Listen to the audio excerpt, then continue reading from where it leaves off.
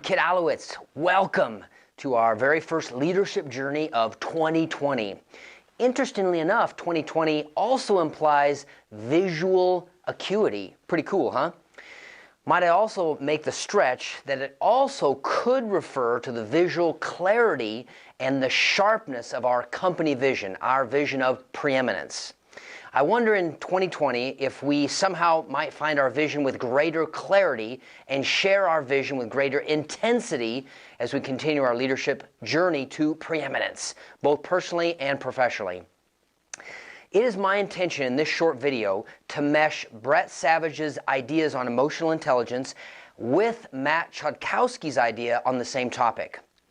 Now, I have personally wrestled with this bad boy topic of emotional intelligence for a whole bunch of months, but something like 6 months now, trying to get to the far side of complexity on it, trying to figure out what it is and what it is not.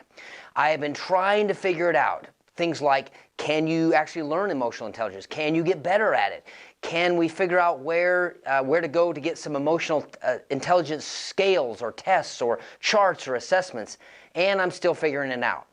Now, in my journey to discover if a test, for example, which I was really fascinated with for quite some time, if you could figure out where we might be as kind of as a starting point, as a threshold for emotional intelligence, I was talking to Matt one night late on the phone, and I was complaining to him about how I felt stuck on this topic, especially about getting some sort of assessment as to where we might be or where I might be and the rest of you might be on emotional intelligence.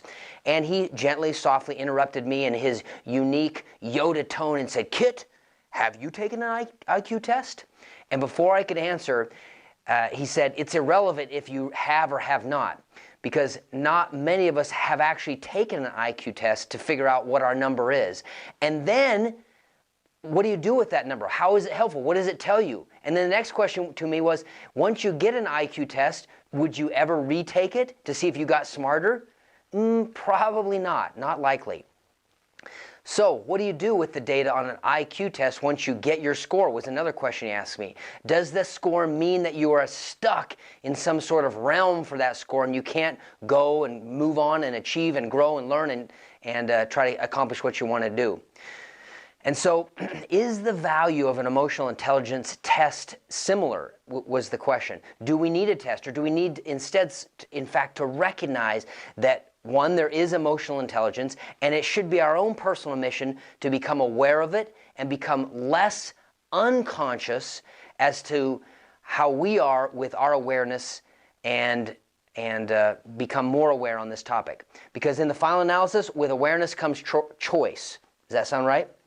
So I keep asking myself, why am I so obsessed with a test? And instead, should I not be focusing on understanding what it is, this idea of emotional intelligence, and what it is not?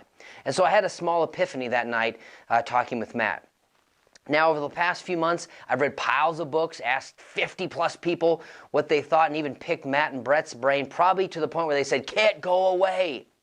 And I'm still not sure I know exactly what it is and what it is not, and if you should score it or if you should not score it, and that's probably okay. I do believe that this topic is important to get to the far side of complexity on, and that it does have important business implications for us as an organization. Part of this is driven by my just general observations that what I see in the world. For example, I have a father who seems emotionally intelligent, inept at times. I've seen, felt, and experienced how that gets in the way of my pop getting the results that he truly seeks in his life. I've also witnessed others here at Anderson Hauser, me included, who seem lower on the ability to read situations and be aware of themselves and how they come across and how it can actually create issues. I'm talking about myself here as well. Anyway, I'm in it for the long haul on this topic, and I'm patient. Okay, maybe a little bit patient. So you remember back in October 2019, Brett Savage spoke to us on emotional intelligence. In fact, we called it the origins of emotional intelligence. We were suggesting that there is an origin or a beginning to the emotions that we create, feel, taste, experience. And Brett offered to us what might be encapsulated in the idea of I it, I you.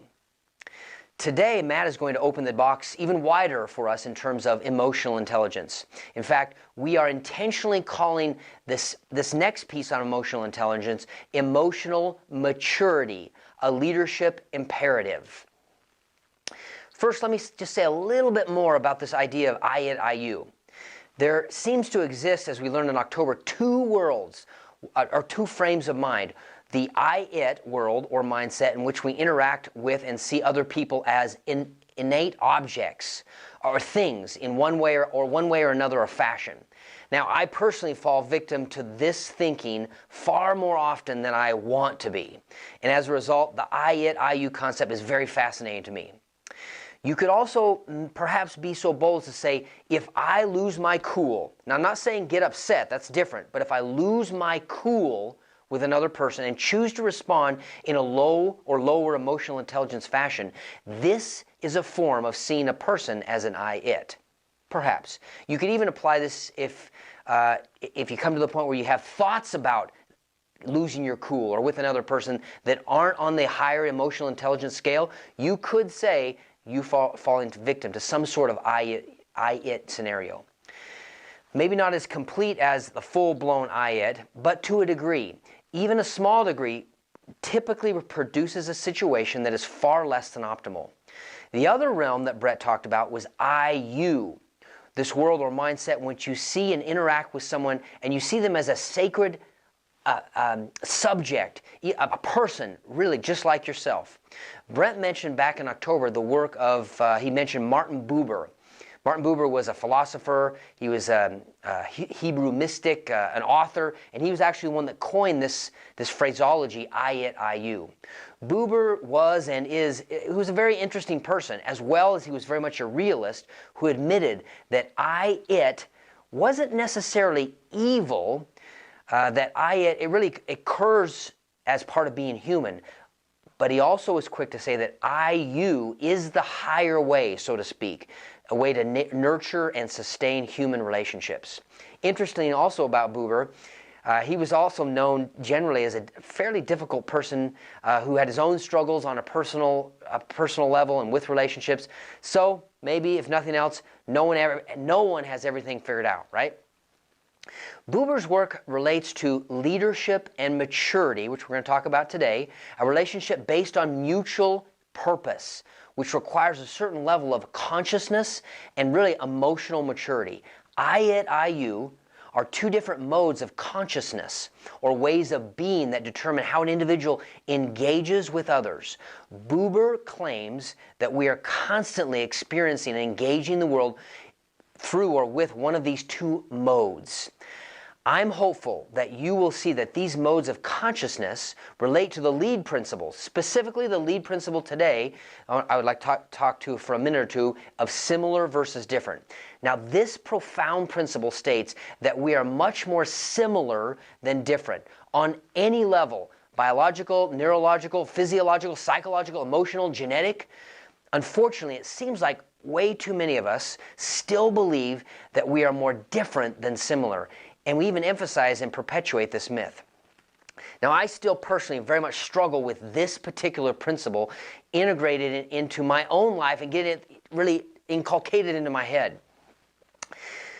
Nothing positive or constructive tends to come from this belief because it is our differences that tell us apart and can ultimately tear us apart. Now, perhaps our similarities can bring us together. Respect for diversity starts with recognizing our similarities. Empathy, for example, is related to the principle of similarity and the need value of semblance. In support of this principle is the fact that self-awareness is the wellspring of empathy. The more we understand ourselves, the more we can potentially understand others. When you and I believe in and internalize the principles of similarity, we begin to see ourselves in other people. This is not a figure of speech. It's actually a fact. We recognize that other people do the same things we do and realize that we can't or should do things that other people do. When you see yourself in others, you respect differences in others. The more you get to know different people, the less difference you find between those people. You can't respect diversity until you accept similarity. Tolerance in the final analysis is based on ignorance. Acceptance is based on consciousness. Now, a final footnote here. Some of us mistakenly, me included at times, think that when we internalize the similar versus different principle, we become blind to other people's differences. But that is very much not the case. When we internalize the principle at the motive level, we are very much aware of the differences, but the differences do not blind us to our similarities. This brings us to the topic of emotional maturity, a term that I hope through our workshop today at the summit that you will come to see as a wiser way of thinking about and talking about the popular concept of emotional intelligence. Because as you will soon see, emotions, they are not necessarily intelligent. In fact, it's more accurate and productive to think of emotions as immature. Furthermore, if I may, cognitive reconstructioning and constructive development depend on emotional maturity. Emotional intelligence is usually described using some sort of model that includes a list of competencies, but little is actually presented in the terms of nature, origin, developmental aspects of that emotional maturity. So we can be emotionally intelligent and emotionally immature at the same time. From what I understand so far in my journey of emotional intelligence, we are in fact products of our emotional history, beginning with our childhood. At around 7, maybe 8, our emotional programming tends to get fairly set, and our emotional reactivity circuitry is stored in our subconscious system. People who are emotionally immature haven't typically explored their emotional development and are not aware that they are subconsciously superimposing oftentimes their childhood emotions into their adult life. Now, in contrast, an emotionally mature individual understands that my emotions are not me, my emotions are mine, and that I am in control, not my emotions. The most visible quality of emotional maturity is the capacity to be in the moment, to be present, and while being non-reactive or non-judgmental in that moment. To feel our emotions without becoming our emotions, we must practice mindfulness, focus our attention, and develop the cognitive capability of impulse control. Today, as we open up to a deeper level, emotional intelligence, we invite you to try on the term emotional maturity, a leadership imperative. I wish you a good time taking the time to think about what you think about on this topic, because as you've maybe heard me say before, when you take time to look at the way that you see things, the way that you see things can change. Now, my powerful emotional close for this video, I borrow from Dr. Matthew Chodkowski, perhaps spoken after he'd already had 6 or 7 cups of coffee before 5:30 in the morning. He coined 3 intriguing sentences. We come into this world as a result of a relationship between others. We survive in this world in a dependent relationship upon others.